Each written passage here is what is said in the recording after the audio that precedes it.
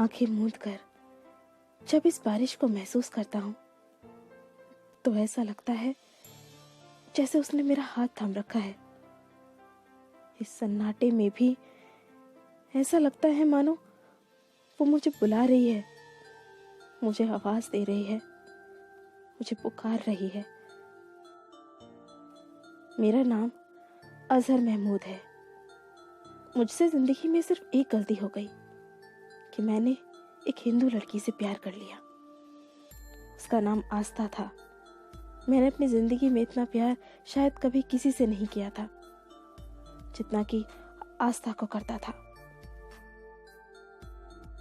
हमारा कॉलेज खत्म हुआ, जॉब भी लग गई और वो दिन भी आ गया जिस दिन हमने फैसला किया कि एक दूसरे के घर वालों को अपने रिश्ते के बारे में बताएंगे। 1 जुलाई 2018 का दिन था जब मैंने अपने घर वालों को आस्था के बारे में बताया था। अम्मी अब्बू तो जैसे सदमे में चले गए थे। मैंने अपना पूरा दिल खोलकर उनके सामने रख दिया था, लेकिन वो तो मानने को तैयार ही नहीं थे। वहीं आस्था के घर वाले भी इस रिश्ते के बिल्कुल खिलाफ थे। अब हम बड़ी दुविधा में फंसे हुए थे। हर पल बस यही सोचते थे कि घर वालों को निकाह के लिए कैसे राजी करवाया जाए। मैंने बहुत कोशिश की, लेकिन ना तो अम्मी मानी और अब्बू तो बहुत ही ज्यादा खिलाफ थे इस निकाह के, बहुत ज्यादा। वो तो मेरी बात सुनने को तैयार ही नहीं थे। हार कर मैंने आस्था को घर छोड़कर शादी करने के लिए कहा, लेकिन एक लड़की के लिए ये बहुत मुश्किल होता है और मैं उसकी ये बात समझता था। इसलिए मैंने और आस्था ने मिलकर ये फैसला किया कि हम दोनों अपने घर वालों की खुशी के लिए अलग हो जाएंगे और हमने ये वादा किया कि अब एक दूसरे से कभी नहीं मिलेंगे, कभी नहीं। हालांकि मुझे आस्था से दूर हुए अभी 2 ही दिन हुए थे। मेरा दिल बहुत मचल रहा था। वो कहते हैं ना, जिसके साथ आपने पूरी जिंदगी बिताने का फैसला किया हो उसे भूलना इतना आसान नहीं होता।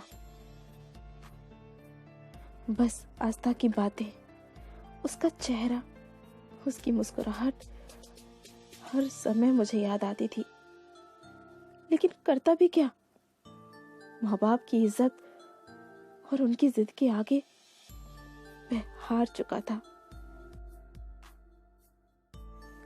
लेकिन 10 दिन के बाद मुझसे रहा नहीं गया और मैंने आस्था की बेस्ट फ्रेंड विशाली को फोन करके आस्था का हाल चाल पूछने की सोची। मुझे क्या पता था कि वो पल मेरी जिंदगी में कयामत बनकर आने वाला है, मुझे बर्बाद करने आने वाला है।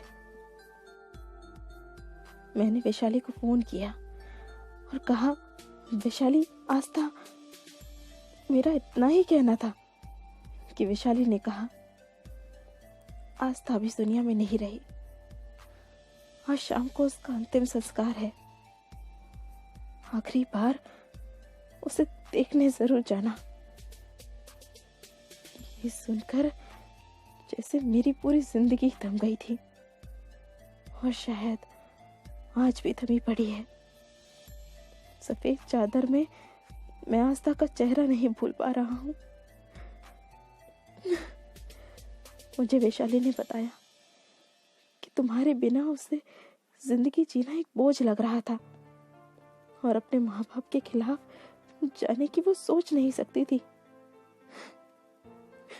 उसे मरना ज्यादा आसान लगा। ये सुनकर मैंने सोचा कि काश मैंने अपने दिल की सुनी होती और ले गया होता आस्था को अपनी दुनिया में, जहां सिर्फ वो और मैं होते। लेकिन ये हो न सका। आस्था की याद में मैं सिर्फ इतना कहूंगा, बहुत उदास है कोई तेरे जाने से। हो सके तो लौट आ किसी बहाने से। तू चाहे जितनी दूर है लेकिन एक बार तो देख, कोई टूट गया तेरे जाने से। सच में तुम्हारे जाने के बाद तू मुझ में कहीं जिंदा है। I love you Aastha, and will love you for ever, for ever. तो दोस्तों, आपको ये कहानी कैसी लगी हमें कमेंट बॉक्स में ज़रूर बताइएगा। और अगर आपके पास भी ऐसी ही कहानियाँ हैं तो हमें ज़रूर लिखिए, हम उस पर वीडियो बनाने की पूरी कोशिश करेंगे। हमारा ईमेल एड्रेस आपको वीडियो के डिस्क्रिप्शन बॉक्स में मिल जाएगा, आप वहाँ पर अपनी कहानियाँ हमें भेज सकते हैं। वीडियो अच्छी लगी है तो लाइक, शेयर और सब्सक्राइब करना मत भूलिएगा। Bye, take care.